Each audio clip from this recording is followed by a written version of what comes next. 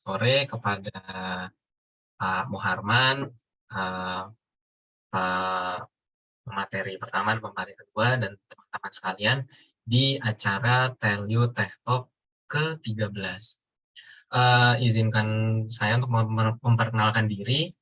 Nama saya Kusuma Anggraito, berlaku sebagai moderator pada kegiatan sore hari. Sebelumnya saya izin dulu untuk teman-teman untuk bisa diaktifkan kameranya untuk agar lebih hikmat mendengarkan materinya, dan mungkin bisa kita saling kenal dan saling sapa. Oke, untuk mungkin teman-teman yang bisa membuka kameranya silahkan diaktifkan. Baik, setelah ini izinkan saya untuk menyampaikan rundown acaranya. Jadi setelah tadi saya buka, lalu ada kegiatan opening speech yang akan disampaikan oleh Pak Muharman Lubis. Setelahnya ada penyampaian materi pertama oleh Bapak Arif Ridho Lubis mengenai Information Security based on ISO atau IEC 27001. Lalu setelahnya penyampaian materi kedua oleh Bapak Fadli Jafar Adrian mengenai augmented reality opportunities and issues in educational sector. Baik, mungkin nanti untuk sesi tanya jawabnya bisa kita adakan di mungkin di tengah sesi. Jadi saat penyampaian ada sesi tanya jawab, atau nanti di akhir sesi, di akhir tiap sesi. Itu nanti bisa diatur. Oke, untuk mempersingkat waktu, mungkin agar lebih berkah ya di bulan Ramadan ini, mari kita sama-sama buka dengan bacaan basmalah. Bismillahirrahmanirrahim. Baik, selanjutnya mungkin bisa diteruskan oleh penyampaian opening speech dari Bapak Muharman Lubis. Dipersilahkan Pak Muharman. Oke, Assalamualaikum warahmatullahi wabarakatuh. Bismillahirrahmanirrahim. Terima kasih ya kepada Kusuma Anggraito ya, yang telah menyempatkan di tengah kesibukannya ya. Nah, ditunggu ya progres ininya ya, progres tesisnya. Oke, terima kasih juga ya kita sampaikan kepada narasumber kita ya, Bapak Kotli ya, yang merangkap jabatan ya, Ketua Keahlian, Kelompok Keahlian, dan juga Kaprodi Teknik Elektro ya dari Universitas Teknokrat. Ini narsum setia kita ya, alhamdulillah. Nanti insya Allah kali ini akan ngebahas tentang augmented reality ya. Nah, harapannya penelitian kita bisa ke arah sana ya.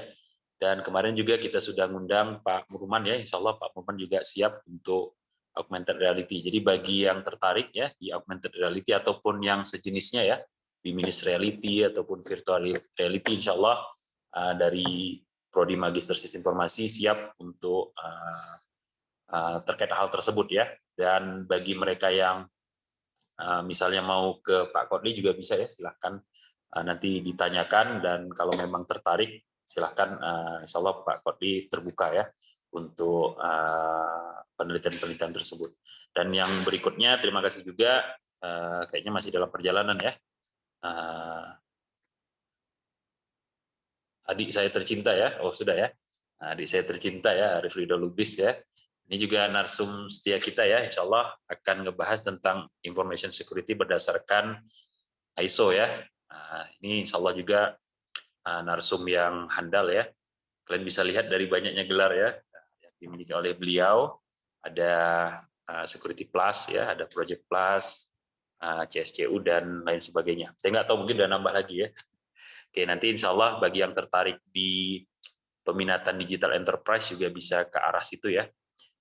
Misalnya mau mengukur security assessment-nya atau mau mengukur culture ya terkait dengan keamanan ataupun misalnya jaminan keamanan yang ada di organisasi atau di perusahaan. Jadi insya Allah mudah-mudahan dengan adanya acara ini ya, webinar ini membuka wawasan dan juga memperteguh ataupun mempertegas mahasiswa-mahasiswa sekalian ya, rekan-rekan sekalian, terkait dengan penelitian apa. Karena kita harus gercep nih ya, gerak cepat ya. Jadi kalian nggak bisa santai. Jadi dari awal walaupun belum ngambil medlib misalnya, tapi sudah harus ada pikiran ya, atau sudah harus ada arah mau meneliti apa. Karena kalau telat sedikit saja nanti susah ya. Apalagi kalau perubahan-perubahan terjadi nanti di akhir-akhir atau di pertengahan semester, itu lebih susah lagi untuk menyelesaikan atau untuk mengelarkan. Jadi kalau bisa dari sekarang sudah ada dan sudah kebayang juga siapa dosen pembimbingnya. Nah, mudah-mudahan acara kali ini berkah ya, Pak Kotli dan juga Pak Arief. Ini bisa memberikan ya wawasan dan juga mungkin clue-clue ya, isu-isu yang bisa dijadikan sebagai penelitian. Tanpa berpanjang waktu lagi, kita mulai ya acara kita. Tadi sudah disampaikan ya, Bismillah ya. Harusnya diucapin lebih awal lagi ya, waktu udah muncul Bismillah. Oke, saya kembalikan kepada moderator Kusuma untuk melanjutkan acara. Silakan. Baik, terima kasih Pak Muharman atas sepatah dua patah katanya yang semoga memotivasi kita sebagai mahasiswa untuk segera lebih tepatnya ke saya untuk menyelesaikan penelitiannya dan bisa cepat-cepat selesai lah masa studinya. Baik, untuk mempersingkat waktu, marilah kita sama-sama menuju ke sesi materi yang pertama yang akan disampaikan oleh Bapak Arief Ridho Lubis mengenai Information Security based on ISO IEC 27001. Kepada Pak Arief, dan silakan. Baik, terima kasih pada moderator. Assalamualaikum warahmatullahi wabarakatuh. Terima kasih juga kepada Bapak Muharman Lubis. Terima kasih kepada pembicara kedua, Pak Kotli. Udah lama saya nggak jumpa Pak Kotli nih. Udah lama dia nggak pulang kampung juga nih. Mungkin dari saya yang pertama saya menyampaikan materi. Keinginan saya kita share pengetahuan, share ilmu. Jadi jangan berasumsi gimana ya, namanya kita mahasiswa, yang bedain kita mahasiswa atau kita yang mencari ilmu dengan anak SMA, anak kuliah. Biasanya kalau mahasiswa itu dia lebih kreatif. Jadi dilepas, dikasih bahan sedikit, ya lebih mengimprovisasi keilmuannya masing-masing. Jadi mungkin dari prodinya memberikan fasilitas, inilah fasilitasnya biar tambah ilmunya. Setelah ini kita yang sebagai mahasiswa yang untuk mengimprove. Ya mungkin saya cuma membagi pengetahuan saya, share. Kalau misalnya nanti ada diskusi, ada pertanyaan, silahkan. Itu yang pertama. Yang kedua, ini sebenarnya kebetulan saya di Medan, ini jam-jam krusial. Jam-jam krusial antara capek, ngantuk, lapar, puasa kan. Kebetulan di sini juga panas banget lah. Untuk harinya aja nggak tahu kenapa. Biasanya nggak sepanas ini. Jadi ya mungkin kalau dari sisi stamina, sisi semangat ada nih. Tapi mungkin ya agak saya redam lah, biar berbagi juga dengan kegiatan saya yang lain. Oke, kita mulai saja ya.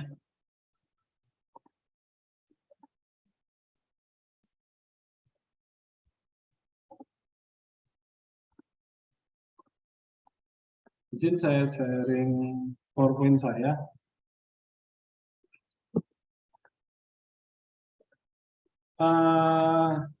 Yang mau saya bahas itu pertama itu information security. Jadi ini timeline-nya yang mau saya bahas.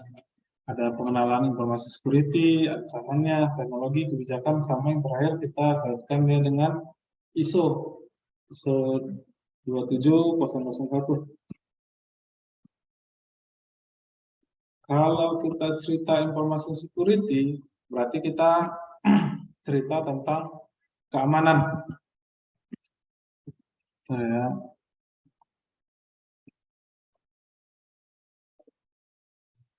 Kita cerita tentang keamanan,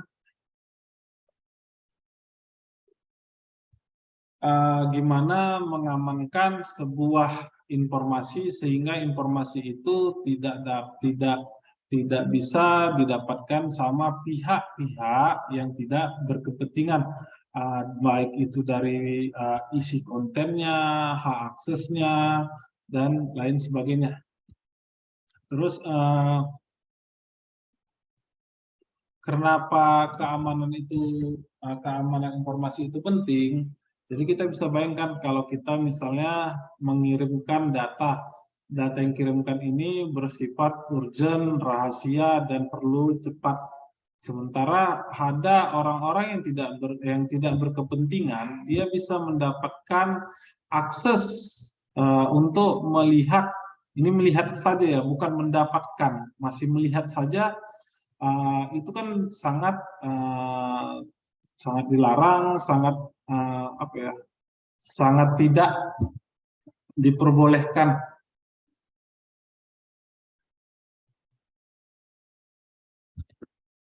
Sangat tidak diperbolehkan. Jadi gimana caranya kita mengamankan informasi tersebut sehingga informasi itu tetap aman. Konsep dari informasi security itu ada 3. Yang pertama itu kerahasiaan, integritas, sama ketersediaan. Apa maksud dari kerahasiaan? Di sini berarti hanya orang-orang yang mempunyai akses atau orang-orang yang diizinkan yang dapat mendapatkan informasi tersebut. Kalau integritas, kita cerita integritas, berarti informasi tersebut tidak diubah dan dimodifikasi tanpa otorisasi. Jadi informasi yang dari hulu sampai informasi dari hilir itu dia bersifat mutlak, bersifat absolut. Jadi misalnya informasi dari A sampai dia ke dari hulu sampai dia ke hilir, dia nggak jadi Z, dia tetap harus A sesuai informasi awalnya. Ketersediaan berarti dia informasi tersebut dapat diakses oleh orang-orang yang berwenang ketika dibutuhkan. Jadi informasi yang di dalam keamanan ini bukan berarti ini ada informasi, habis informasi itu tersampaikan berarti informasi itu sudah selesai. Enggak. Saya ambil contoh sederhananya ini saja.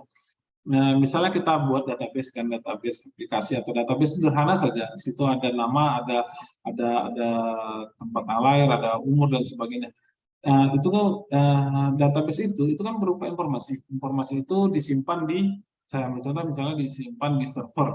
Udah di dalam penyimpanan di dalam server itu, data itu harus tetap terjamin, tetap terjaga, tetap utuh, tetap tidak ada yang mengganggunya untuk mengamankan keamanan tersebut.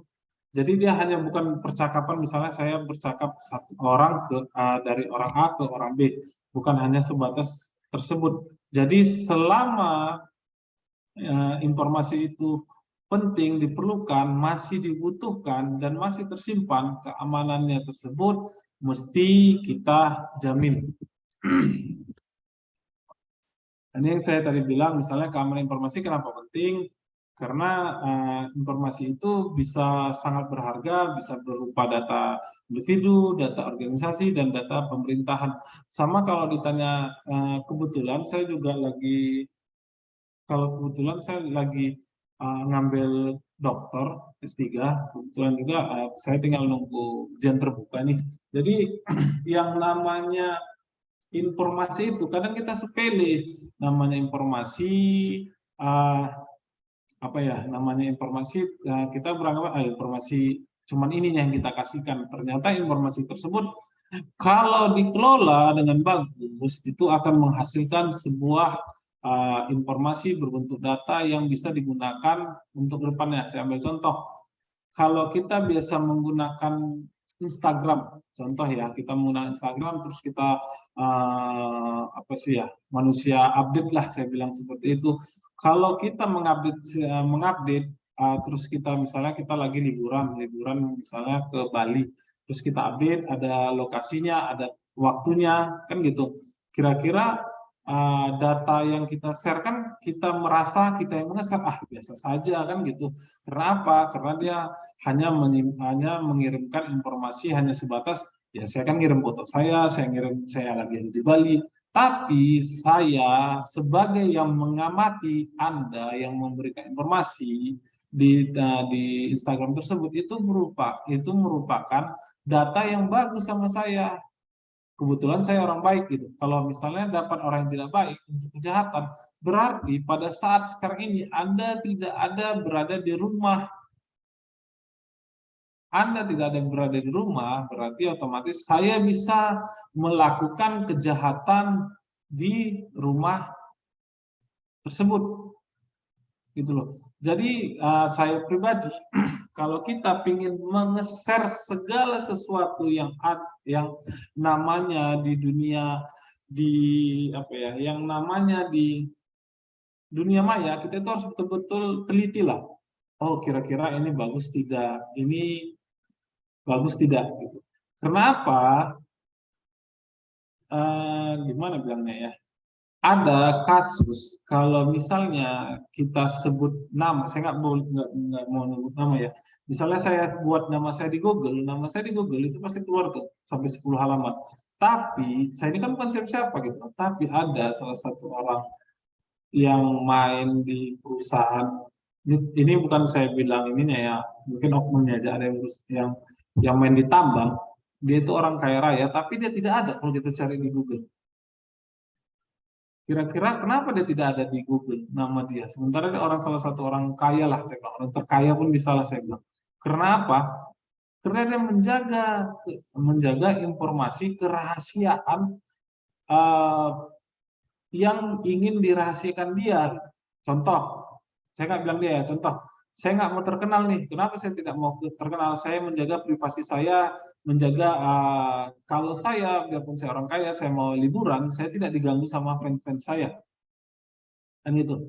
Dua, saya nggak mau rumah saya didatangin orang tiap hari. Kan gitu. Dan saya kemungkinan besar juga, kemungkinan besar saya tidak mau dilacak sama orang-orang yang mungkin dalam tanda petik kekayaan saya dapatnya dari mana, gitu loh. Jadi kalau ditanya kamar informasi itu penting, itu tergantung dari mana sudut pandang kita. Makanya kita harus wise lah kalau misalnya ingin berbagi informasi pada dunia maya. Itu contoh satu. Contoh kedua, saya dari dulu, dari pertama saya menggunakan handphone, dari yang namanya handphone smartphone sampai sekarang, saya tidak pernah menjual handphone saya untuk ganti handphone. Saya selalu hanya kalau memang mau pingin beli baru, ya udah saya beli baru. Jadi yang lama saya apain? Saya simpan di lemari saya sampai sekarang masih ada handphone saya. Kenapa? Yang namanya informasi mau itu sudah di-delete. Ini kalau orang cerita orang keamanan enak nih.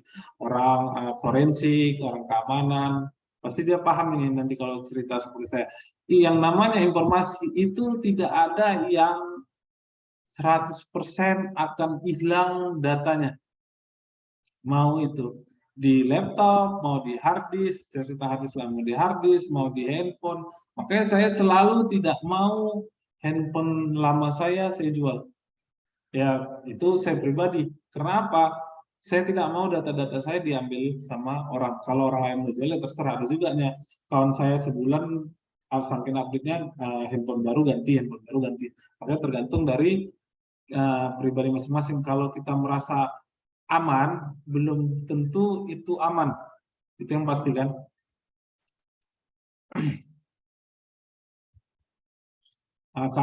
Terus kenapa dia penting?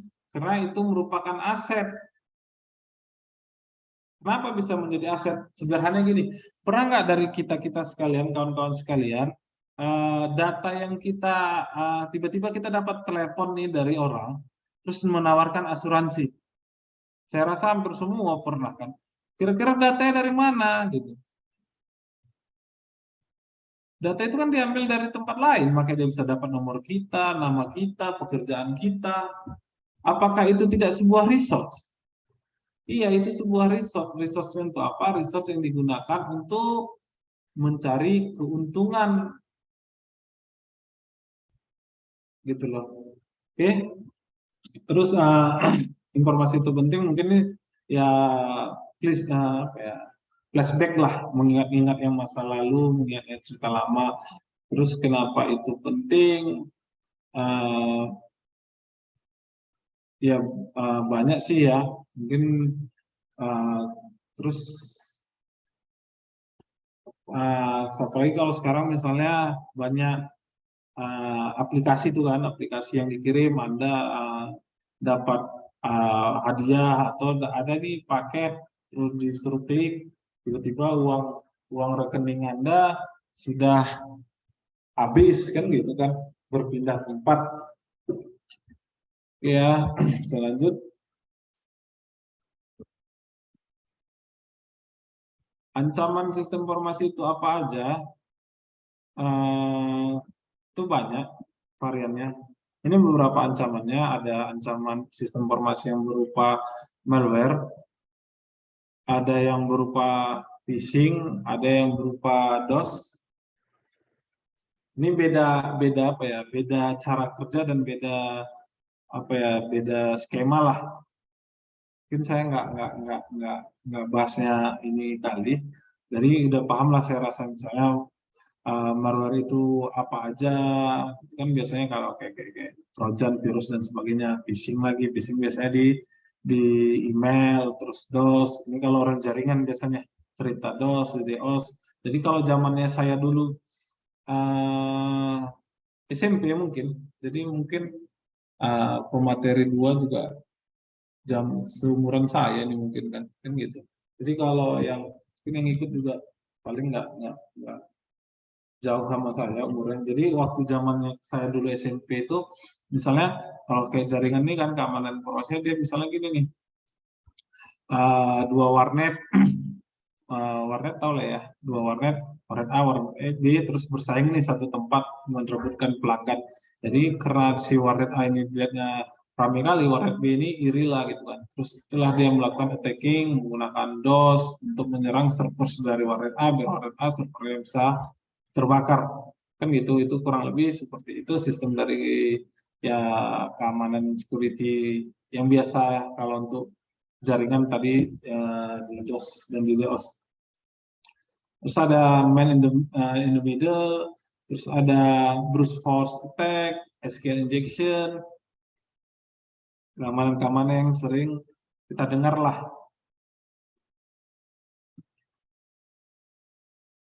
Terus ada zero day, ada social engineering. Kalau ditanya, saya sekarang lebih mainnya di social engineering kan gitu. Penelitian saya juga bahas tentang kebiasaan dari dari komunitas, dari seseorang. Jadi saya bisa paham, bisa tahu misalnya misalnya Pak Muharman ini kebiasaannya apa di media sosial. Jadi saya bisa paham kebiasaan materi 2 Pak Pak Kodil apa. Saya biasa mainnya di social engineering karena lagi hits juga kan, dibanding dengan yang lain, bukan berarti nggak hits juga yang lain, tapi kalau saya pribadi saya lebih ke social engineering. Sama kayak misalnya kita cerita, kalau saya cerita social engineering, awal-awal sebelum adanya Facebook itu dia zaman saya dulu kuliah, antara SMA dengan kuliah itu ada namanya Friendster. Mungkin yang lain pernah juga pakai Friendster. Dulu Friendster itu kalau dia nge-hack Friendster untuk account sama passwordnya itu gampang tuh.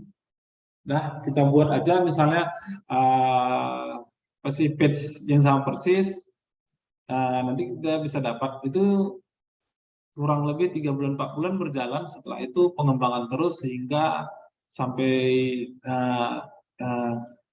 nggak bisa masuk lah. Jadi yang namanya security itu nggak bisa kita misalnya ini apa ya, sederhana aja lah gitu. Misalnya Samsung punya OS iOS OS-nya, kalau di Samsung, kalau di iPhone iOS kan, dia selalu mengupdate itu apa? Mengupdate keamanannya kan gitu. Makanya sering kita update bug kan gitu. Itu gunanya untuk apa? Untuk menjamin keamanannya itu. Jadi tim keamanan biasanya itu setiap apa ya namanya? Setiap saat, setiap hari dia itu memonitor nih celahnya di mana. Kalau ada celah kita tutup, dia tutup. Jadi pengguna disuruh selalu mengupdate kebaharuan tersebut. Ini contoh kasus di cyber security, saya ambil contoh kasus di cyber security 2012. Jadi ada sebuah peretas dia masuk ke data si Matt Honan yang menggunakan iPhone, iPad, dan Mac. Jadi di peretas itu menghapus semua data di handphonenya tersebut. Kemudian dengan di handphone tersebut dia punya media sosial, terus media sosialnya juga diobok-obok, terus akun Google-nya juga diobok-obok gitu. Terus yang kita tahu ternyata si peretas itu dia nggak orang komputer, enggak. Dia mungkin hanya bisa ya sederhana saja yang mengerti komputer, tapi dia bukan yang mendalami gitu. Jadi dia nggak mempunyai program khusus, dia tidak keterampilannya biasa-biasa saja. Terus dia bisa mengkonekkan sesimpel itu gitu. Terus gimana dia meretas akun Apple tersebut? Jadi gini, yang pertama dia si peretas mengakses akun Amazon Honan. Peretas mengumpulkan informasi pribadi si Honan, terus dan dia menemukan 4 nomor digit terakhir dari kartu kredit tersebut sampai dia yang terakhir cara menemukannya gitu. Dari sini saya ini ingin menyampaikan gini, kalau kita menggunakan laptop pribadi itu oke gitu kan.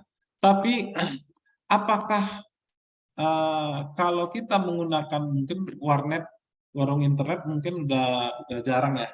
Tapi apakah kita sadar kalau kita memakai WiFi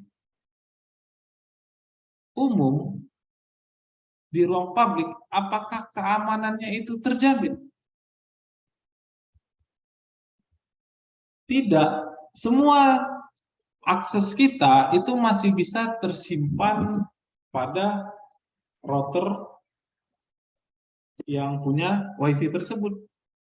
Kita aja yang merasa aman kok, ini ada. Kita kan sering tuh misalnya lagi ngopi, WiFi ID-nya apa gitu kan, WiFi-nya apa di sini kan gitu. Kita masukin data kita kan, paling tidak kan ada juga tuh disebutkan nama atau apa kan gitu juga. Jadi apakah itu aman? Tidak. Jadi makanya kalau namanya cerita keamanan sama kita, tingkatnya itu berbeda-beda. Makanya lah diperlukan sebuah standar. Itu nanti kita bahas. Jadi ini masih cerita-cerita awalnya aja. Memerlukan standar. Misalnya sederhananya, kalau misalnya kita punya laptop, kita punya apa di situ keamanannya, kan gitu kan. Ada yang face recognize, ada yang pakai fingerprint, ada yang pakai password yang standar, nomor dan sebagainya kan gitu. Itu beda-beda keamanannya. Itu keamanan awal. Terus kalau kita bisa masuk lagi ke folder-foldernya pun kalau kita rasa penting kita amankan lagi kan gitu kan. Amankannya apa? Keamanannya sama juga misalnya kalau kita cerita pembackupan data, pembackupan folder yang kita anggap penting tersebut, itu sebuah keamanan juga gitu. Ada standarnya? Ada. Biasanya kita tidak melakukan standar tersebut, itu saja. Makanya kita harus melakukan standar tersebut. Ini teknologi informasi security udah banyak lah ya. Misalnya contohnya kita menggunakan di sini kita menggunakan antivirus, kita menggunakan firewall, kita menggunakan encrypt, kita menggunakan VPN, kan gitu. Tapi kebanyakan sekarang VPN disalahgunakan khususnya di Indonesia kalau menurut saya ya. Ini teknologi informasi.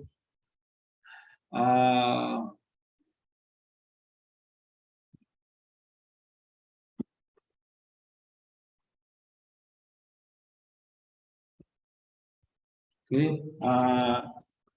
ini dia tadi saya bilang standarnya ini kebijakan keamanan informasi. Standarnya itu apa? Standarnya itulah dia standar dalam mengamankan informasi security tersebut. Makanya biasanya kalau perusahaan dia menggunakan ISO 27001. Kebijakan ini membahas apa saja, nanti di bawah ada.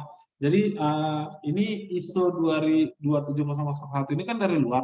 Terus kalau ditanya apakah standar di Indonesia ada juga gitu. Cuman makanya kita ini mau menggunakan standar mana gitu. Sama juga misalnya kita mencari sertifikat. Sertifikat itu kalau di Indonesia kan ada sertifikat BNSP, kan gitu. Nah, itu yang di Indonesia. Kalau di luar negeri banyak. Misalnya kita salah satunya kayak punya saya Security Plus. Security Plus itu kan sertifikat dari luar. Bukan berarti saya mau bilang bukan berarti sertifikat dari luar dengan sertifikat dari dalam berbeda. Semua itu tergantung skill kita masing-masing. Belum tentu saya yang punya sertifikat Security Plus lebih expert, lebih advance dibanding kalian yang punya misalnya yang BNSP. Belum tentu.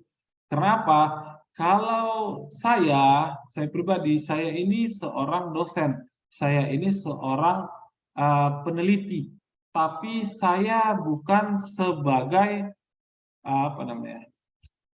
pekerja penggiat lapangannya gitu. Saya hanya bisa men-sharing ilmu yang secara sederhananya itu berbentuk konseptual, berbentuk book.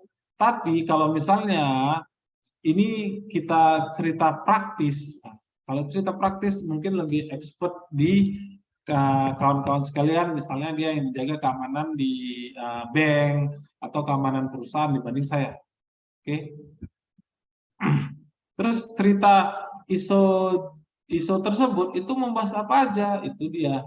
Pertama, dia membahas kebijakan keamanan informasinya, manajemen resikonya apa, akses keamanannya apa, pengembangan perangkat lunaknya bagaimana, keamanan jaringannya bagaimana, pelaporan insiden keamanannya, pemantauan, pelatihan, sampai akhirnya dievaluasi.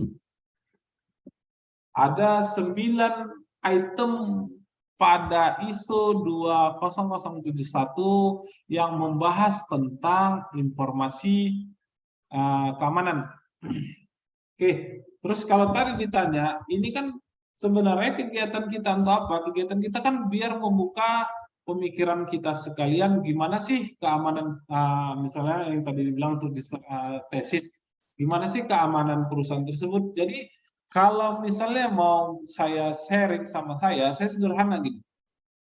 Sederhana. Kenapa saya bilang sederhana? Kalau kita sudah dapat perusahaannya, apakah perusahaan tersebut berbasis ISO 27001 tersebut?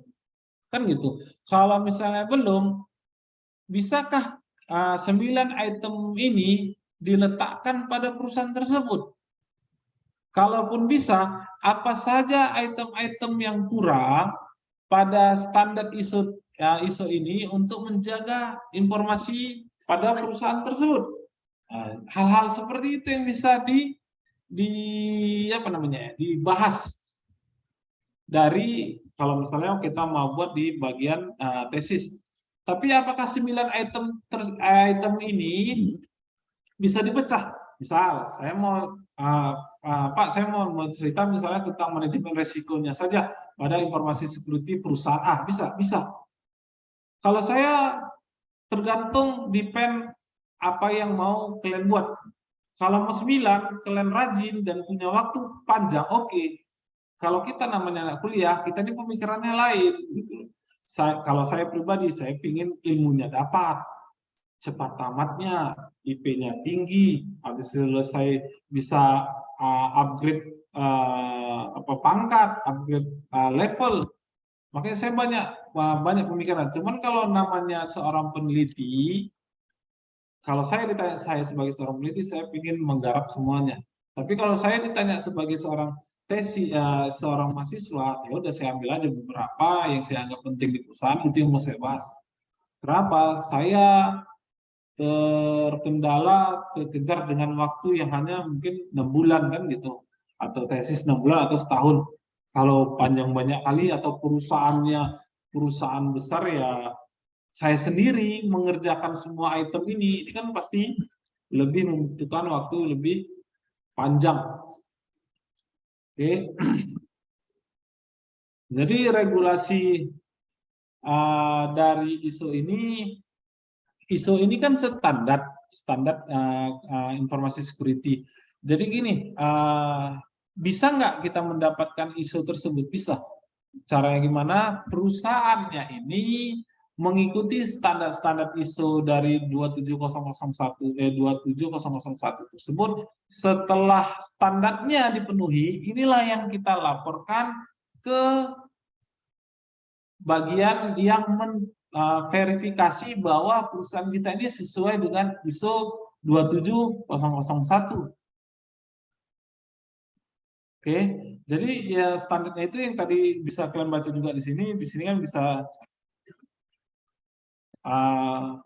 meliputi pengembangan kebijakan keamanan, implementasi, pengendalian keamanan, penilaian risiko, pemantauan serta pengurangan kinerja. Nah, inilah dia regulasi pada ISO 27001. Ada regulasi pengelolaan risiko informasi, kebijakan keamanannya, organisasinya, kendali akses, kepatuhan, insiden keamanan. Jadi kalau kita orang awam mungkin yang belum pernah dengar atau yang udah pernah dengar, kira-kira misalnya gini, ini kan regulasinya dari ISO 7001 ada berapa ini? 6 ya? 6 ada 6. Kira-kira kalau satu hilang, apakah ini termasuk dari standar atau regulasi dari ISO 27001? Tidak. Yang dianggap kita melakukan standar ISO tersebut apabila permintaan dari perusahaan tersebut terpenuhi. Contoh, ini contoh ya, di umum kita, misalnya dulu kita, adik-adik kita lah, mungkin ya kita sekalian sudah S2 kan gitu. Adik-adik kita misalnya baru 2 hari lalu ya, 3 hari lalu pengumuman seleksi masuk perguruan negeri kan gitu. Itu kan ada standarnya. Apakah satu item tidak terpenuhi, apakah dianggap sama? Ya enggak. Jadi kalau memang mau memakai standar ISO 27001, ya ginilah dia. Gitu loh. Terus apakah ada standar lain di luar dari ISO 27001? Ada. Sama kalau misalnya kita mau cerita jaringan. Sertifikat jaringan itu kan bukan hanya Cisco. Kan gitu. Mikrotik ada. Yang dipelajarin apa? Ya sama-sama jaringan, cuman beda cara mindset pemikirannya saja. Kalau saya ditanya. Oke, mungkin itu saja dari saya. Saya kembalikan ke moderator. Kalau ada pertanyaan boleh ditanyakan, atau mau terakhir gabung dengan pemateri kedua, Pak Odil juga nggak apa-apa. Terima kasih. Baik, terima kasih Pak Arif untuk penyampaian materinya. Cukup banyak yang bisa kita ambil pelajaran-pelajaran berharga dari Pak Arif. Mungkin bisa kita gabung aja di akhir, atau mau sesi tanya jawab sekarang? Kayaknya lebih enak kalau digabung di akhir aja ya, Pak Arif. Oke, nggak apa-apa. Oke, baik. Tadi banyak kesimpulan-kesimpulan poin-poin penting bisa kita simpulkan. Ini dari saya juga ada yang disimpulkan beberapa. Tapi yang paling poin pentingnya yang bisa saya simpulkan itu yang terakhir banget dari Pak Arif, yaitu semua standarisasi, baik itu standarisasi keamanan atau standarisasi jaringan, apapun standarisasi yang ada di kita, itu tujuannya sama, perbedaannya hanya mindset-nya saja. Itu mungkin salah satu dari sekian banyak poin penting yang disampaikan oleh Pak Arif. Mungkin bisa jadi acuan kita untuk mungkin penelitian atau di perusahaan dan lain sebagainya. Baik, untuk mempersingkat waktu, marilah kita sama-sama menuju ke sesi penyampaian materi yang kedua, yaitu sesi akan disampaikan oleh Pak Kodli Jafar Adrian mengenai augmented reality opportunities and issues in educational sector. Kepada Bapak Kodli Jafar, waktu dan tempat dipersilakan.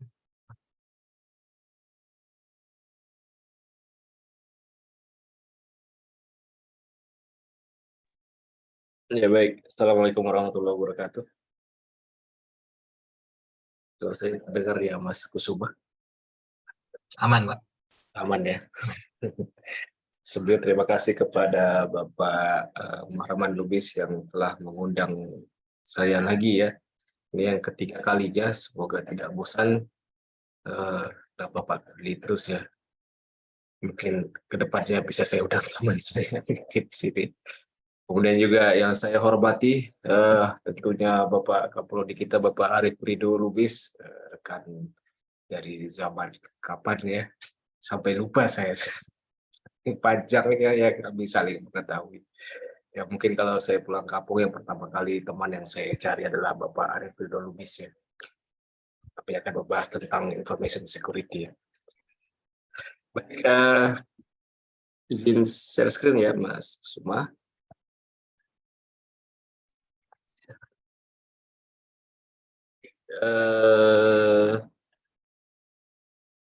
Ini sebenarnya yang akan saya sampaikan kurang lebih sama dengan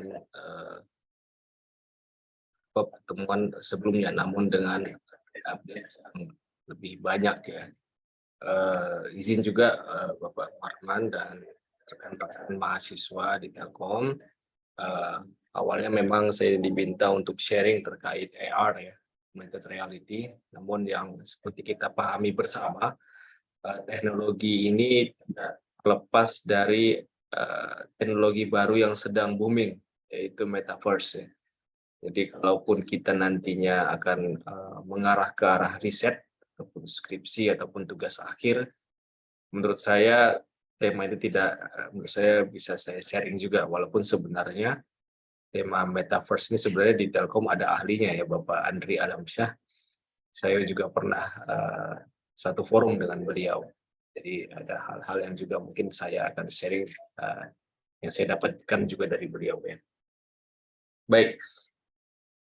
Jadi untuk hari ini kita akan membahas terkait AR dan Metaverse, opportunities and challenge. Ya. Jadi di sini kita akan sharing terkait apa yang sudah pernah dilakukan khususnya saya di kelompok ilmuwan game dan multimedia Universitas Tadulako Indonesia, dan juga update-update apa yang sudah saya ketahui terkait teknologi ini. Baik, ini nama saya, Kodli Jafar Adrian. Kebetulan saya diamanahi sebagai Kaprodi Teknik Elektro ya, dan juga sebagai Ketua Kelompok Keilmuan Game dan Multimedia sebelumnya, dan juga sebagai pembimbing kompetisi nasional di bidang user experience, desain grafis, dan multimedia. Jadi, kemudian fokus risetnya di bidang multimedia, desain grafis, dan user experience. Ini alamat email dan nomor WA. Jika ada yang mau ditanya lebih lanjut, atau mau berkomunikasi, kerjasama, dan lain sebagainya, saya cukup terbuka ya terkait hal tersebut. Baik, Topiknya untuk hari ini akan ada briefing sedikit terkait pengertian teknologi-teknologi yang ada, kemudian produk yang sudah pernah saya khususnya buat dan teman-teman di kelompok keilmuan game dan multimedia. Kemudian saya akan membahas terkait metaverse ya. Jadi sedikit membahas terkait metaverse karena mungkin tidak akan bisa terlepas antara AR dengan metaverse saat ini. Oke, ini adalah apa yang sudah dilakukan ya oleh Universitas Teknologi Indonesia pengembangan metaverse ataupun AR dan VR.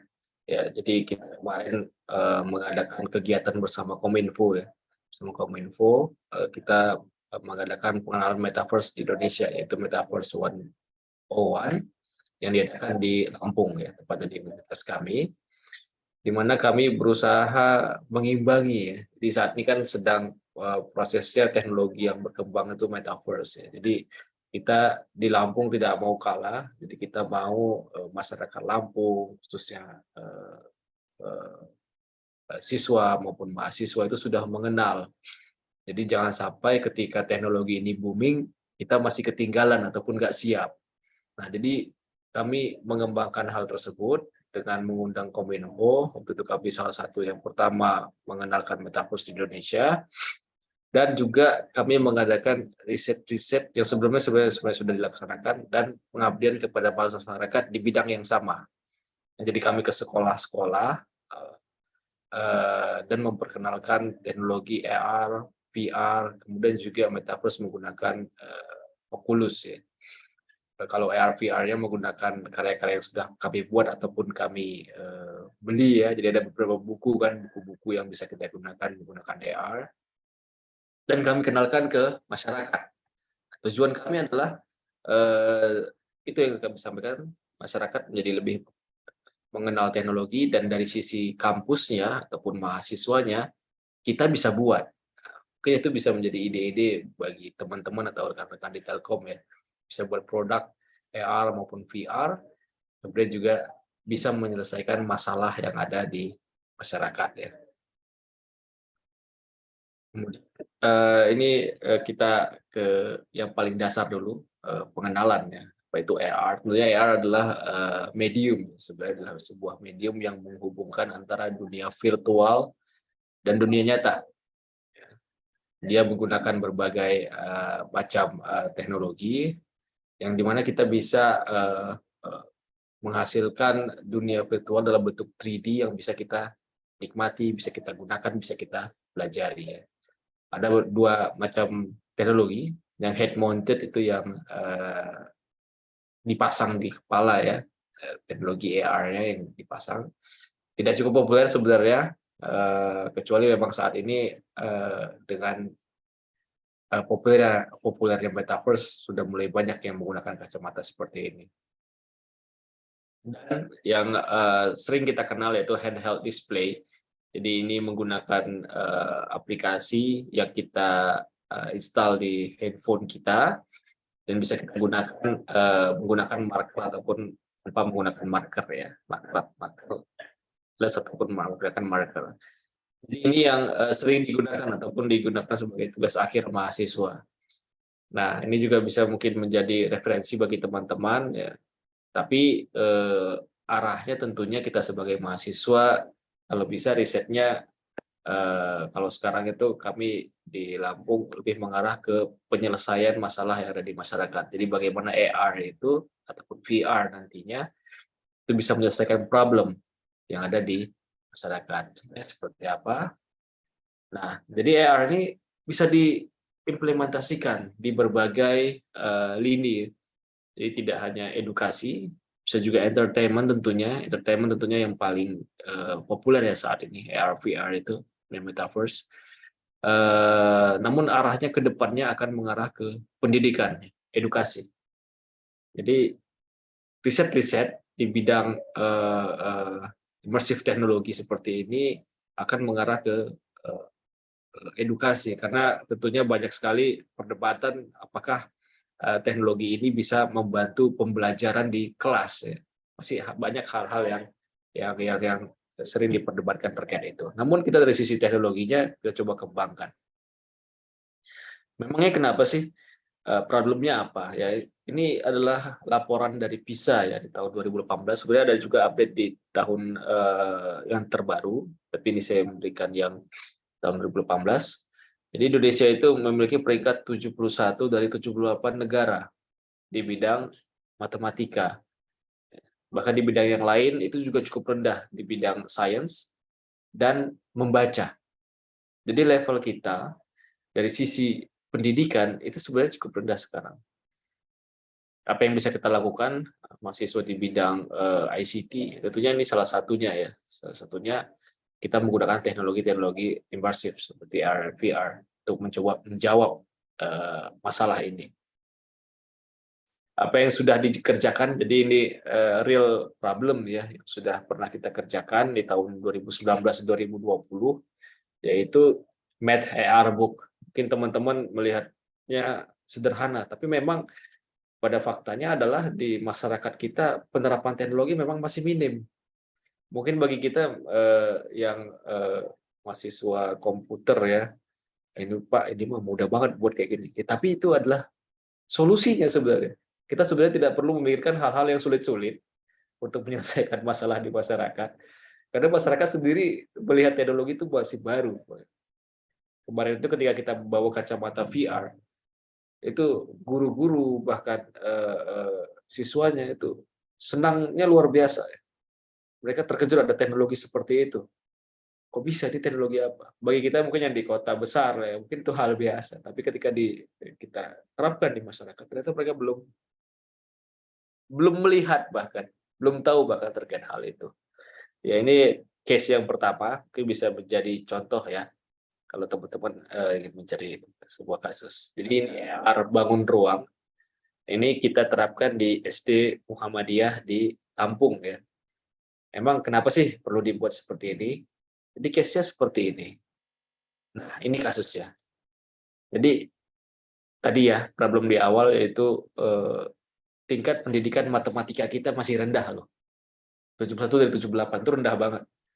Kita mencoba membantu dari sisi ICT ya, kita membantu dari AR-nya itu membuat augmented reality bangun ruang. Kenapa? Karena di sana, di SD tersebut, ketika mengajarkan terkait bangun ruang, para guru masih membuatnya menggunakan karton seperti ini. Dibuat karton. Karena apa? Kalau tidak dibuat seperti ini, siswa nggak ngerti-ngerti. Yang balok itu yang gimana, yang trapesium itu yang mana, yang limas itu gimana. Ya kadang kalau kita sendiri ya dulu misalnya pengen paham yang limas itu apa, yang kerucut itu apa, kita lihat buku ya, lihat gambarnya, dan kita menerka-nerka gimana sih sebenarnya bentuknya. Jadi teman-teman guru di Lampung ini ya, case-nya di Lampung, membuat karton-karton seperti ini. Jadi kita tergerak waktu itu, tim dosen dan mahasiswa membuat AR yang sebenarnya cukup sederhana, bangun ruang. Kita buat bukunya buku kecil seperti ini, dan rekan mahasiswa kecil, kita cari ikon-ikon dari internet yang gratis ya, gratis, yang menarik, kita gabungkan dan kita buatkan augmented reality-nya. Cukup sederhana. Dan saya rasa teman-teman Telkom ya ini hal yang kecil ya, sederhana biasa aja nih Pak sebenarnya. Tapi menjawab masalah. That's the point. Poinnya itu menjawab masalah, memberikan solusi ke pendidikan kita. Nah, ya, jadi tentunya kita bumbui dengan adanya rumus, ada jaring, ada rusuk, kemudian juga ada animasi. Jadi ketika bangun ruang tersebut dibuka, itu bisa dilihat jaring-jaring yang mana, ya, rumusnya seperti apa, rusuknya yang mana. Contoh, satu contoh yang coba kita terapin di tahun 2019-2020 ya di SD Muhammadiyah di Bandar Lampung. Ini mungkin menjadi bisa menjadi inspirasi ya rekan-rekan. Mungkin case-nya mungkin bakal berbeda ketika di Bandung ya. Mungkin akan ada hal yang lain yang mungkin sederhana tapi bisa kita jawab dengan keilmuan yang kita miliki. Kemudian juga AR Coroner ya. Ini juga kita kembangkan di tahun 2021. Ini untuk membantu dokter-dokter yang ada di Lampung untuk memberikan informasi terkait penyakit jantung koroner. Ya, jadi kita buatkan aplikasinya, nanti akan ada seperti marker di setiap rumah sakit ataupun praktek dokternya, di mana ketika si pasien menginstal aplikasi tersebut, dia bisa melihat terkait apa itu dan gejalanya apa aja sih, ya, apa yang harus dilakukan. Nah, kita buat seperti itu. Nah, itu adalah dua contoh sederhana yang coba kita kembangkan. Mungkin bisa menjadi inspirasi teman-teman di Telkom University ya, menjawab problem yang ada di masyarakat. Baik, AR, kita beralih ke metaverse ya. Jadi di teknologi yang lagi booming dan akan ada pertanyaan, apakah memang metaverse ini akan dipakai banyak orang ya? Keyakinan banyak orang, yes. Keyakinan banyak industri, benar.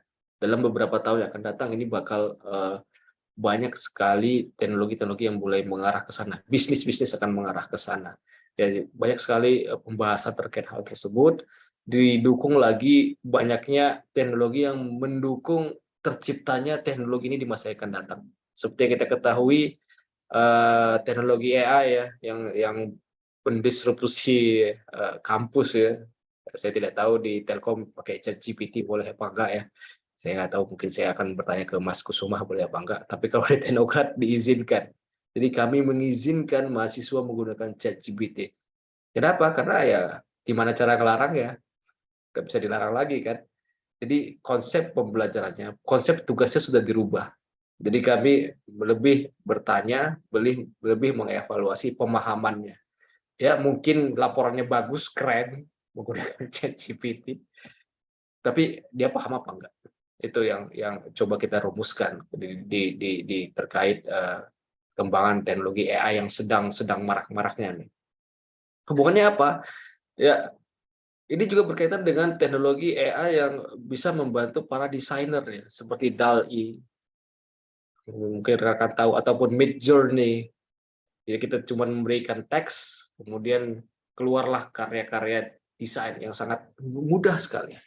Ya, sangat mudah sekali.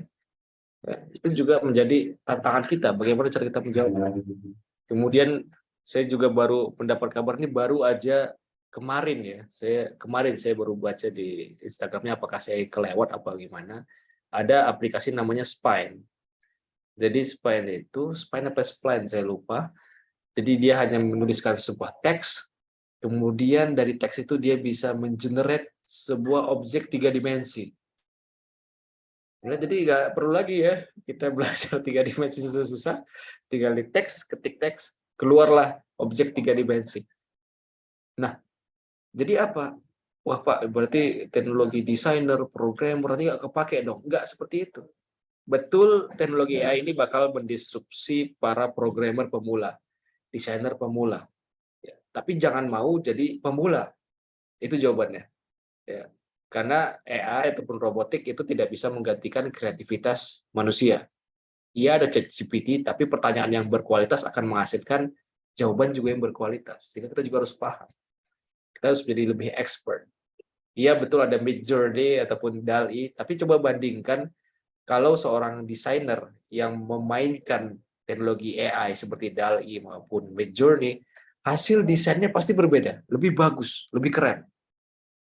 Ya, saya juga ngecek ini, saya juga kebetulan sebagai kaprodi teknik elektro ya. Di Teknokrat ini sering ikut kompetisi robotik. Jadi ada mahasiswanya. Saya suruh pakai ChatGPT. Ya. Jadi mahasiswa yang memang sudah senior, sudah ahli di bidang robotik, ketika dia mengetikkan pertanyaan atau mencari jawaban di ChatGPT, pertanyaan lebih mendetail dan jawabannya juga lebih mendetail.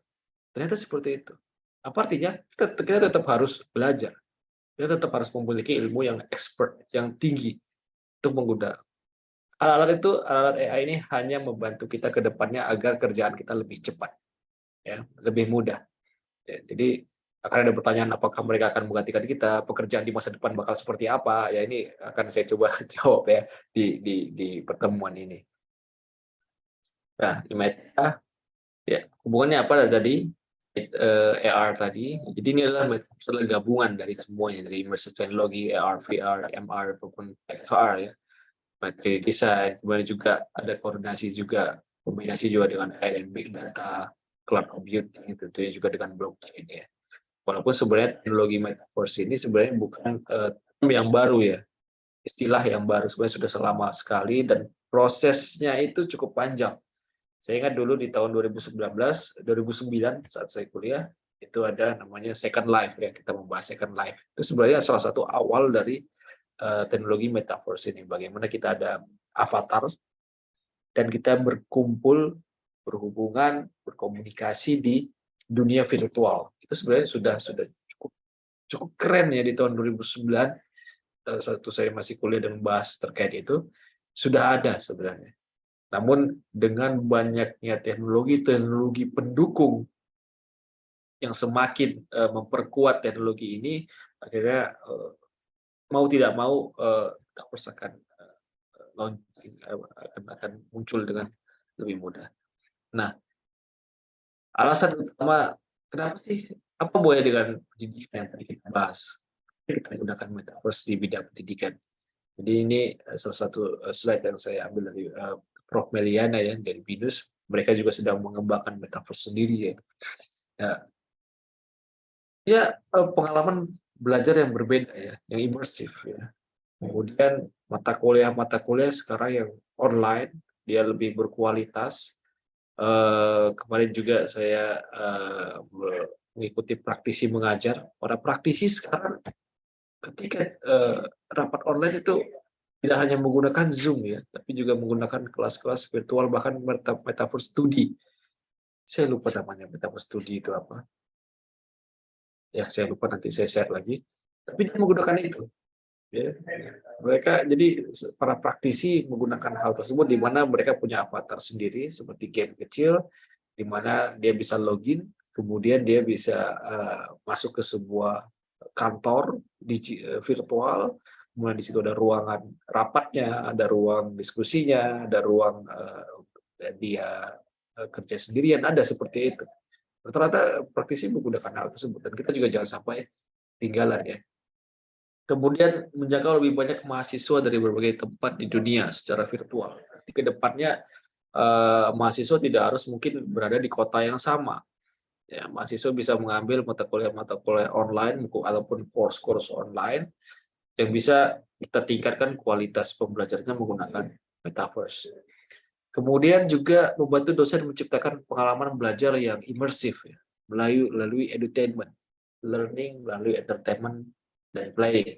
Jadi kadang ada dosen-dosen ya, kita akui mungkin keilmuannya sangat tinggi, berkualitas, tapi ketika menjelaskan di kelas mungkin teman-teman mahasiswanya ngantuk ya. Aduh, ini apa bapak ini, ibu ini, kok nggak selesai. Ya. Mungkin dengan bantuan teknologi ini, digital ini, itu membantu hal tersebut. Kemudian juga ada game-game yang fasilitasi learning dan game, sehingga intinya formatnya bakal lebih menarik ya. Kemudian juga memberikan peluang kerja baru bagi developers dan kreatif, kemudian juga memberikan lingkungan pengajaran atau teaching yang baru, itu tadi kita bahas. Kemudian tantangannya ya, ini tantangannya.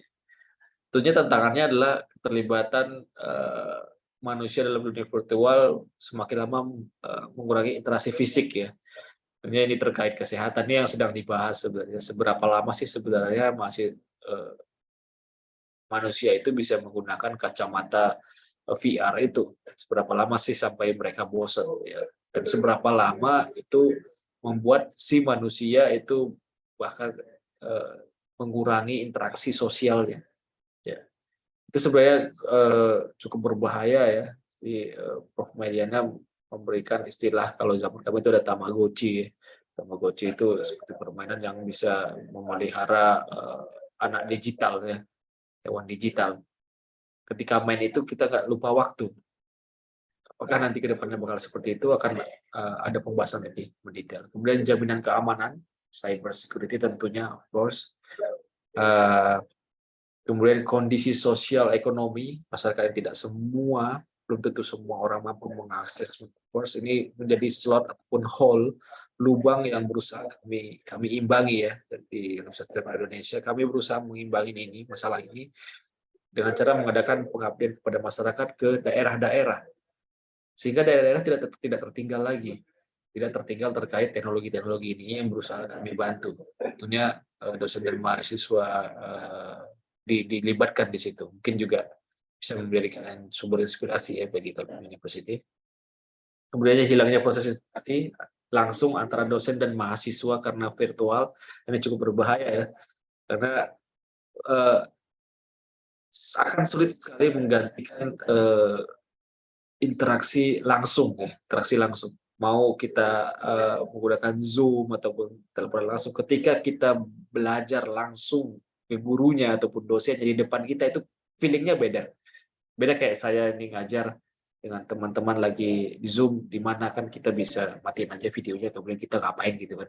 Bisa nggak ada itunya, nggak ada rasa presentnya. Tapi kalau ketika ada di kelas, walaupun kita mau ke kamar mandi, kita harus izin ataupun minimal berkomunikasi dengan dosennya ya untuk izin. Ya, kalau udah nggak tahan banget ya gimana? Kalau udah ngantuk ya tertidur atau gimana. Tapi ada perasaan seperti itu.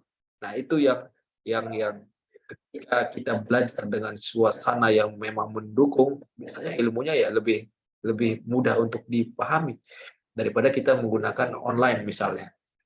Nah, online bakal banyak disrupsi, bakal banyak gangguan, dan menghindar itu lebih mudah ya. Kemudian kita potensi masalah pendidikan karakter, ujungnya itu.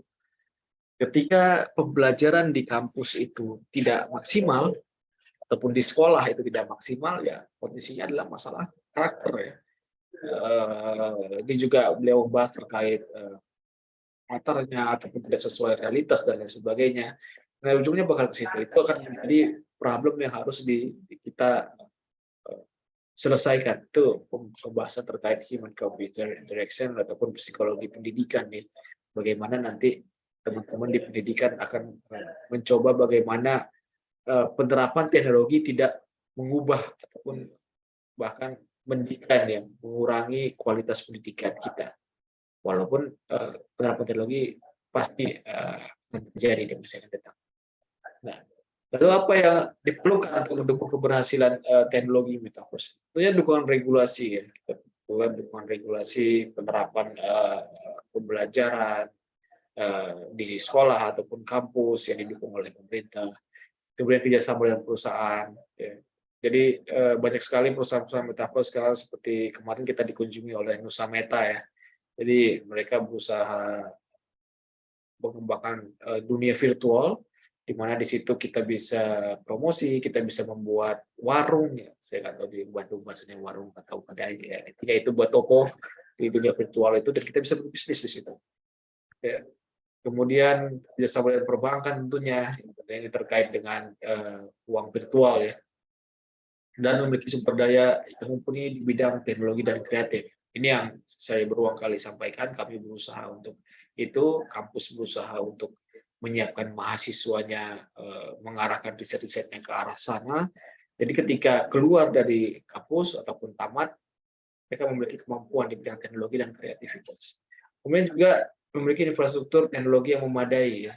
Jangan sampai ketika di luar negeri sudah booming ya teknologi ini, kitanya belum siap karena memang teknologi yang digunakan ataupun menggunakan penerapan teknologi ini cukup berat ya, dan juga cukup mahal. Kerjaannya apa sih, Pak? Kita bahas itu tadi. Sebenarnya banyak banget yang bakal pekerjaan-pekerjaan yang bakal booming ataupun bakal keluar. Mungkin kata-kata metaverse bisa kita hapus sebenarnya menggunakan yang lain, tapi ya intinya ini adalah hal-hal yang bakal keluar nantinya menjadi pekerjaan-pekerjaan baru seperti software engineer dengan for immersive technology, tentunya ini yang di bidang AR, VR, MR, XR, designer, game designer, NFT, blockchain, yang terkait di bidang akademis mereka bakal mengarah ke metaverse scientist, metaverse planner, bagaimana ada orang yang bakal buat perencanaan dunianya seperti apa sih, dunia metaverse yang bakal dibuat seperti apa. ekosistem developer, safety manager, hardware, ya tentunya perlu hardware yang cukup kuat ya, karena bakal berat ya. Kemarin saja kita buat, nanti saya akan sharing ya, kita juga berusaha mengembangkan metaverse teknokrat ya, storyteller ya, yang bagaimana kita membuat dunia virtual kita itu menarik ya, world builder, siapa yang bakal ngebuat gedung-gedungnya, jembatannya, jadi teman-teman di sipil ya. Tapi di sini bukan dari sipil ya. Ya, kalau yang mau belajar membuat bangunan ataupun jembatan, ini juga bakal banyak ya. Cyber security, construction, dan fashion, bahkan fashion ya. Fashion, kenapa? Nanti kita akan memiliki avatar-avatar, kita bisa beli baju sendiri, sepatu sendiri, ya bakal dijual. Para fashion designer juga bakal mengarah ke sana. Jadi banyak sekali yang bisa kita lakukan nanti di era tersebut. Tentunya kita sebagai mahasiswa, kita juga harus mempersiapkan hal tersebut mau ke arah mana. Yang tertarik di bidang itu, tentunya kita mulai dengan melakukan riset ataupun tugas akhir, untuk tugas mata kuliah juga ke arah sana. Jadi ketika kita wisuda, kita tidak lagi terkejut ya, wah saya belum belajar ya. Oke, lesson learn. Apa sih yang dipelajari dari yang saya sharing tadi ya. Jadi metaverse ini sebenarnya adalah cara baru dalam menerapkan pembelajaran berbasis gamifikasi yang fun, yang interaktif. Ternyata pembelajaran yang fun, interaktif ini sangat diarahkan sekarang. Kemudian konsepnya harus kuat ya pembuatannya, karena menentukan tahapan termasuk pemilihan mata kuliah cocok dengan keilmuan mahasiswa. Ya. Jadi ini juga yang saya sampaikan tadi. Jadi gimana kita juga mempersiapkan diri, apa yang sudah kita pelajari, ke arah mana riset ataupun tugas akhir kita ya. Kemudian juga akan ada orang-orang yang memiliki keahlian di bidang developer dan kreatif, itu sangat mengarah ke sana. Kemudian juga desain metaverse harus dibuat futuristik dan tidak mungkin dibuat dalam dunia nyata. Meskipun branding perusahaan juga harus tetap ditonjolkan. Jadi ini juga untuk teman-teman di perusahaan. Nanti para perusahaan-perusahaan juga bakal banyak yang mengarah ke metaverse ataupun berjualan ataupun berkomunikasi di sana. Ya. Ya. Ini salah satu contoh ya. Jadi saya lebih kasih contohnya, Mas. Ini metaverse yang sedang kami kembangkan di Universitas Teknokrat Indonesia. Kami juga berusaha mengimbangi. Saatnya ada yang lagi top-topnya itu BINUS ya, BINUS. Kemudian juga ada juga yang ahli di bidang ini, Pak Andri Alamsyari dari Telkom juga sebenarnya. Jadi saya sharing ke mahasiswa beliau. Jadi ini metaverse yang coba kami kembangkan di Metaverse Universitas Indonesia. Kami mencoba membuat dunia virtual sendiri. Jadi membuat mall sendiri yang cukup besar. Nanti di sini akan ada kegiatan ekonomi ya. Jadi kami akan mengundang mahasiswa kami dari ini gambarannya, mungkin bisa memberikan jadi gambaran skripsi. Jadi nanti di dunia ini para mahasiswa tidak hanya dari bidang komputer, tapi dari bidang bisnis, nanti bisa ke sini, bisa jualan, bisa buka toko sendiri, kemudian juga bisa berinteraksi di sini. Bahkan termasuk juga bisa bimbingan. Nah, nanti akan dibuat kelas-kelas di sini, bisa bimbingan, kemudian apakah bisa ke arah kelas juga mungkin akan kami diskusikan, tapi sedang tahap pengembangan. Jadi ini yang sedang kami kembangkan dan akan coba kami launching di tahun ini. Indonesia. Jadi ini tahapannya. Ini future business loh, emang udah ada Pak yang ke arah sana ya, ini sudah ada semua ya. Dari Adidas di Sandbox, Gucci di Sandbox, Samsung di Centralized, Slipknot di Sandbox, ya, ini di virtual yang Sandbox dan Centralized. HSBC, JP Morgan, Standard, Ledger, dan lain sebagainya, Atari, mereka semua sudah mulai mengarah ke sana ya, di dunia virtual, ke arah metaverse. Jadi alangkah sayangnya kita di bidang komputer yang tidak mengarah riset-riset kita ke arah sana, karena di masa depan metaverse ya 5 atau 10 tahun lagi bakal booming ya. Ini bukan pendapat saya yang sesuai, tapi pendapat para businessman dan pendapat para researcher yang membahas terkait ini. Ini saja dari saya. Terima kasih banyak ke semua dan Telkom University. Saya akhiri. Assalamualaikum warahmatullahi wabarakatuh. Waalaikumsalam warahmatullahi wabarakatuh. Terima kasih Pak Kodli atas penyampaian materinya yang sangat berguna banget untuk kita sangat berguna banget sampai kayak gini. Untuk nasib kita sebagai pelajar dan peneliti di masa yang akan datang, ya memang progres IT itu akan selalu berjalan pesat itu. Kita sebagai peneliti harus bisa beradaptasi secepat mungkin, atau enggak kita yang akan kemakan oleh IT tersebut. Oke, beberapa yang bisa saya simpulkan terkait materi dari Pak Kodli. Salah satunya sama kayak yang tadi yang Pak Arif Ridho, saya memilih satu yang paling menarik untuk saya, yang paling penting, yaitu adalah bagaimana cara kita sebagai pekerja, sebagai peneliti untuk survive di zaman yang imersif ini. Ya, kalau yang saya simpulkan sih ada dua. Yang pertama, kalau nggak jadi expert, ya kalau misalnya jadi programmer yang awalnya, biar nggak dimakan oleh teknologi, ya kita harus jadi expert dalam programming itu. Kita jadi desainer, kita harus expert dari desainer itu. Atau kita jadi pegawai-pegawai, misalnya pegawai karyawan, kita harus expert atau menaikkan jabatan kita atau level kita agar tidak ya terdisrupsi lah oleh IT. Itu yang pertama, survive-nya. Yang kedua adalah ya jadi developer teknologi-teknologi imersif itu sendiri gitu. Kayak tadi Pak Kodli kasih tahu ini loh pekerjaan-pekerjaan yang bakal booming lah di zaman imersif ini. Nah, itu kita bisa meng-apply ke job-job terkait yang insya Allah pasti ya dibutuhkan lah kita sebagai sumber daya manusia. Baik, mungkin itu aja yang bisa saya simpulkan. Masih banyak sebenarnya, nggak bisa disebutkan semuanya. Baik, karena penyampaian materi sudah disampaikan, materi pertama oleh Pak Arif dan materi kedua oleh Pak Kodli sudah semuanya disampaikan. Sekarang kita berada di sesi keempat berarti ya, sesi tanya jawab. Mungkin tanya jawab kali ini kita gabung jadi tanya jawab materi yang pertama dengan tanya jawab materi yang kedua. Paling nanti sistemnya bagi yang mau bertanya silakan raise hand, nanti akan saya sebut namanya. Boleh diperkenalkan dulu nama lengkapnya, lalu pertanyaannya ditujukan untuk Pak Kodli atau Pak Arif sebagai pemateri, lalu habis itu boleh langsung disampaikan pertanyaannya. Mungkin bisa dibuka sesi pertanyaan, silakan. Bagi teman-teman yang ingin bertanya boleh raise hand atau langsung dinyalakan mic dan kamera.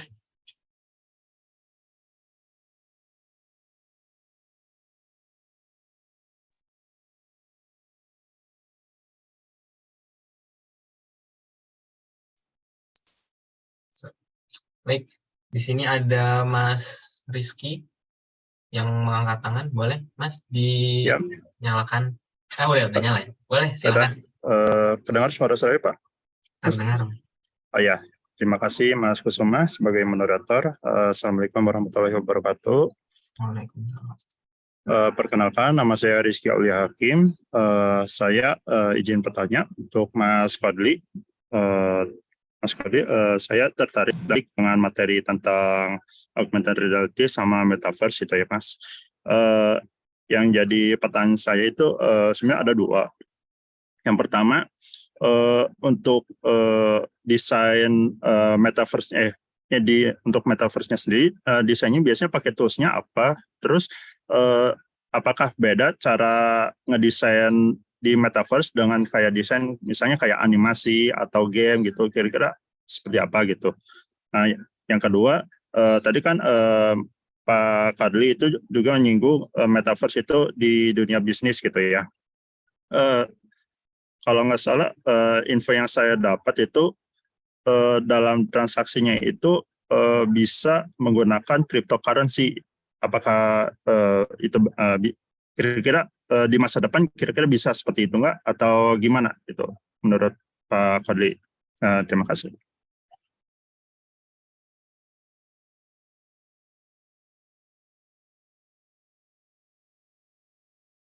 Baik, terima kasih Mas Rizky. Mungkin bisa langsung dijawab aja Pak Kodli terkait pertanyaannya. Baik, terima kasih pertanyaannya Pak Rizky. Pak apa Mas? Saya panggil Mas aja deh.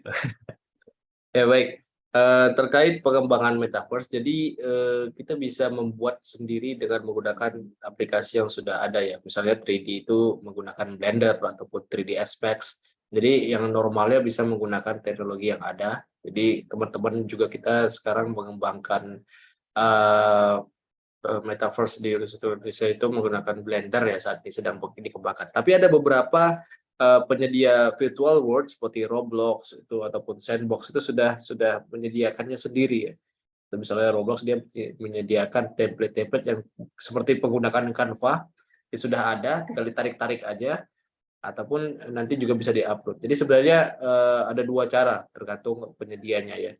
Jadi dan ini yang saya bahas tadi, kedepannya menurut saya, Mas Rizky ya, akan ada teknologi-teknologi AI yang membantu kita sebenarnya. Jadi ketika kita ingin menjadi developer dunia virtual, ya kita itu nggak usah berpikir, oh kayaknya susah banget ya kita harus belajar software 3D. Ya, ini yang baru saya baca ya, sebenarnya saya belum ngecek ya, mohon maaf, ini ada aplikasi Spine, saya akan cek ini, text to 3D. Jadi bukan kalau ChatGPT kan text to text ya, kemudian DALL-E itu text to image. Ini ada text to 3D. Jadi ketika kita mau desain sebuah kursi, kita tinggal ketik aja kursi, keluarlah desain kursi itu. Jadi kedepannya mungkin Blender ataupun 3ds Max kalau mereka tidak menyesuaikan dengan AI seperti Photoshop ya. Photoshop itu ketika muncul DALL-E ataupun Midjourney, mereka itu sekarang sudah mulai menginstal teknologi AI di Photoshop. Jadi ketika kita edit ya, saya baru lihat juga videonya itu 2 minggu lalu, ketika edit, kita seleksi bagian tertentu yang mau kita edit, dan kita ketik aja kita mau ngubah, mau nambahin apa, misalnya mau nambahin istana, ataupun nambahin awan, muncul. Ya, itu yang sedang dikembangkan Photoshop. Nah, kedepannya bukan seperti, menurut saya bakal seperti itu juga, Mas Rizky. Jadi tidak perlu kita yang penting kita paham bagaimana cara mendesain yang baik, interface yang baik, bagaimana membuat 3D yang baik, atau termasuk juga efek-efeknya. Kedepannya kita bakal banyak dibantu oleh AI. Ya, jadi mungkin kedepannya tidak Blender, SMax, Maya itu juga bakal dibantu oleh teknologi yang bersifat AI, ataupun objek-objek yang menurut kita bakal sulit ataupun objek-objek yang biasa itu bisa dikembangkan menggunakan AI. Jadi aplikasi yang ada dan AI menurut saya ke depannya. Kemudian terkait pembayaran itu yang saya bahas tadi terkait bantuan pemerintah, Bapak. Karena memang perlu peraturan pemerintah yang jelas terkait penggunaan cryptocurrency ini. Memang benar di metaverse ataupun di virtual world kita akan menggunakan uang-uang elektronik seperti itu. Memang ini bukan bidang saya, itu terkait blockchain dan lain sebagainya, cryptocurrency, tapi kedepannya juga akan mengarah ke sana. Pembayaran bakal bersifat online, sekarang sudah banyak sekali NFT, bahkan beberapa mahasiswa saya sudah banyak berbisnis di arah sana. Sayanya yang belum, seharusnya saya yang duluan ya, tapi mahasiswa saya lebih jago kayaknya. Dan berarti kedepannya juga uang elektronik ini juga harus ada. Tapi yang jadi masalah adalah rules-nya, Pak Mas Rizky. Itu sudah ini belum fix ya, belum fix ya. Itu yang sedang dibahas bersama-sama oleh pemerintah. Terima kasih. Terima kasih Pak atas penjelasannya. Baik, terima kasih Mas Rizky dan Pak Kobi. Oke, lanjut ke pertanyaan kedua. Ada Mas Ega. Silakan Mas, disampaikan Mas.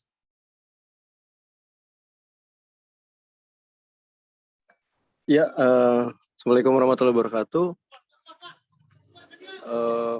Perkenalkan nama saya Ega. Kebetulan tesis saya tentang virtual reality, Pak. Jadi virtual reality tentang praktikum mesin CNC di lab. Dan saya juga kebetulan di kantor juga pernah beberapa lah bikin ruangan kelas gitu ya. Dan juga ada seperti ruangan mungkin mini metaverse lah. Tetapi mungkin ini agak teknis sih. Dari kalau tools kan mungkin ada Unity, ada Unreal Engine itu yang saya tahu. Tapi permasalahannya ketika dipublish itu kadang kalau misalnya berbentuk web itu sangat berat sekali gitu Pak. Nah kira-kira mungkin ada pengalaman nggak Pak bagaimana mereduce supaya tidak terlalu berat ketika mengakses dari si virtual reality atau metaverse tersebut gitu. Itu Pak, terima kasih Pak. Baik, terima kasih Mas Fidel. Silakan Pak Fadli. Sebenarnya ini agak teknis ya, belum terlalu detail termasuk ya mungkin terkait polinya mungkin bisa diatur apakah riset ini bisa menggunakan pembuatan 3 dimensi yang tidak menggunakan poli yang banyak ya, itu mungkin salah satu yang bisa dilakukan. Apakah riset ini di industri, apakah dia oke terkait itu? CNC ini kan mesin ya, teknik mesin kalau tidak salah.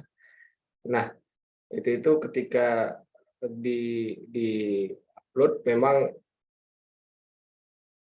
itu yang menjadi problem, memang harus menggunakan hardware yang cukup besar ya. Bahkan kita juga di sini yang metaverse itu juga ketika kita berpindah ya dari satu komputer dan kita mau presentasikan ke pimpinan itu nggak kebuka nggak kebuka ya, itu memang problem bersama. Jadi memang ada beberapa hal masuk juga teknologi compressing gitu, saya lupa, mungkin saya bisa nanti bantu ya, mungkin saya bisa hubungi Mas Kusuma terkait teknologi apa yang bisa dibantu untuk mengkompres itu. Terima kasih. Tapi untuk terlalu teknis seperti ini mungkin saya perlu berkomunikasi dengan tim saya. Terima kasih.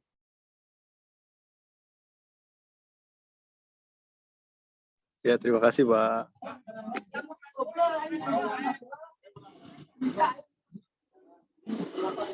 Baik, apakah ada ingin bertanya lagi? Silahkan, baik ke Pak Fadli atau ke Pak Arif.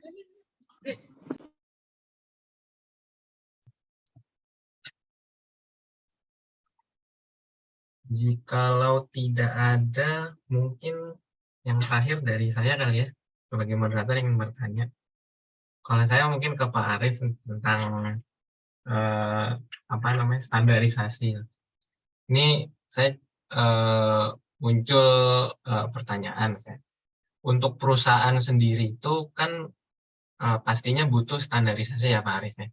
Baik itu mau standarisasi keamanan atau mungkin tata kelola atau tata kelola IT macam-macam. Nah, untuk satu ruang lingkup misalnya kita mengelola keamanan gitu, satu perusahaan. Apakah perusahaan itu mungkin secara general ya, hanya butuh satu saja, misalnya kan ISO 27001 certified misalnya gitu. Apakah hanya butuh satu saja atau ada case-nya di mana butuh lebih dari satu standarisasi gitu kan? Pak Arif bilang standarisasi ada banyak gitu. Baik yang keamanan aja ada banyak gitu. Apakah ada ya maksudnya lebih baik apa kan kali aja kalau banyak standarisasi itu juga yang pertama tidak efektif budget, terus tidak efektif waktu juga, ataukah memang perlu perusahaan itu untuk lebih dari satu standarisasi? Mungkin itu pertanyaan dari saya sih untuk Pak Arif.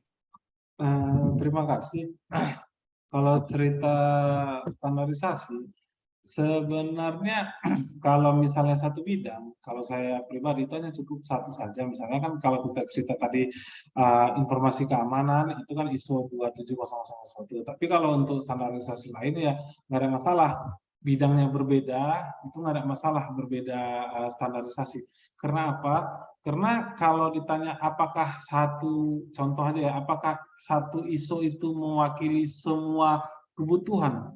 Enggak, makanya kan banyak isu ini kan, isu 2001, isu 9900 berapa saya lupa. Jadi banyak itu sebenarnya. Jadi apa yang kita perlukan untuk didapatkan gitu. Kebiasaan perusahaan itu mengejar sederhana yang mengejar isu 2701. Biasanya apa? Biasanya perusahaan itu menawarkan menawarkan produk berupa informasi. Itu makanya dia mengejar seperti itu. Kalau misalnya perusahaannya produknya lain ya pasti dia nggak ngejar isu sekian gitu. Sama kayak kampus kami untuk 2 tahun belakang ini nggak pakai isu lagi. Dulu pakai isu deh, isu 27001 kalau nggak silap saya. Itu bagian apa? Standar mutu.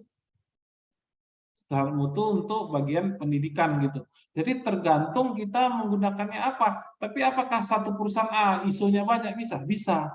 Tapi dia berbeda. Tapi misalnya untuk keamanan dia pakai misalnya ya sama misalnya sederhana gini aja.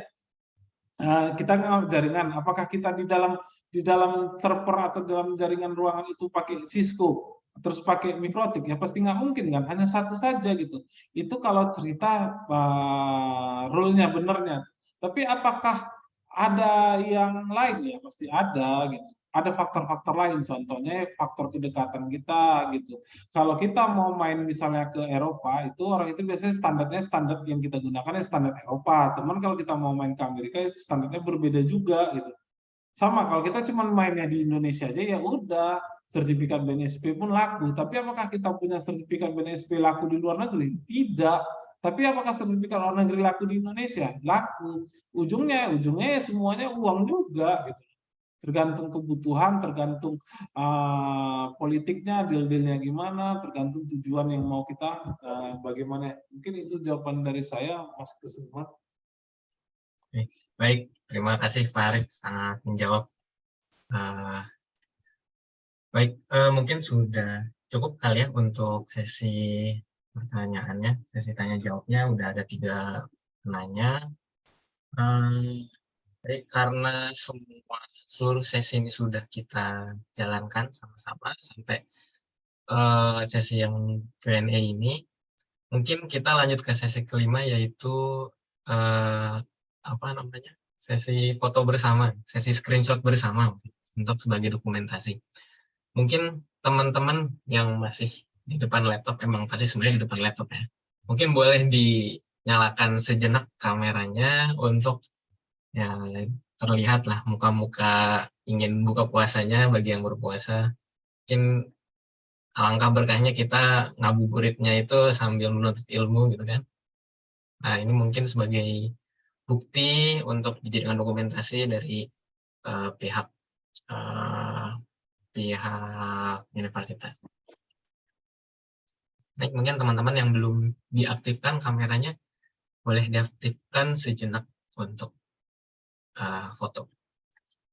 Di sini muat ya, semuanya muat di satu layar, jadi bisa sekali screenshot saja. Oke, apakah ada yang masih mau diaktifkan kameranya? Sepertinya sudah cukup ya. Di sini ada berapa nih? 2, 3, 4, 5, 6, 7. Ada 21 orang yang menyalakan kamera. Baik, saya yang izin screenshot. Boleh teman-teman ngadep ke kameranya. Baik, saya hitung ya. 1, 2, 3. Di copy dulu. Oke, sekali lagi 1, 2, 3. Oke. Baik, terima kasih untuk teman-teman bapak-bapak pemateri, Pak Muharman dan teman-teman sekalian untuk menghadiri acara Tell You Tech Talk. Pada kesempatan kali ini kita sekarang sudah berada di ujung sesi. Setelah semua sesi kita kerjakan, banyak pelajaran yang bisa kita ambil. Semoga ilmu-ilmu yang diberikan oleh Pak Kodli dan Pak Arief bisa kita terapkan di dunia kita sehari-hari, baik itu dalam penelitian atau dalam penerapan hidup sehari-hari. Dan semoga selalu diberi keberkahan kepada Pak Kodli dan Pak Arief untuk setelah menyampaikan materinya. Dan tentu saja Pak Muharman Lubis yang selalu setiap hari memberikan ilmu kepada kita. Baik, karena tadi kita awal dibuka dengan doa yaitu basmalah, marilah kita sama-sama menutup kesempatan kali ini dengan hamdalah bersama-sama. Alhamdulillahirrahmanirrahim. Mungkin saya sebagai moderator pamit undur diri, saya izin tutup. Terima kasih. Oh ya, reminder untuk daftar hadir ada di meeting chat, silahkan untuk diisi dan di screenshot karena ada evidence-nya, perlu evidence untuk daftar hadir. Baik, sekali lagi saya izin undur diri, saya tutup. Wassalamualaikum warahmatullahi wabarakatuh. Terima kasih kepada rekan-rekan. Waalaikumsalam warahmatullahi wabarakatuh. Terima kasih. Terima kasih rekan-rekan. Terima kasih semua.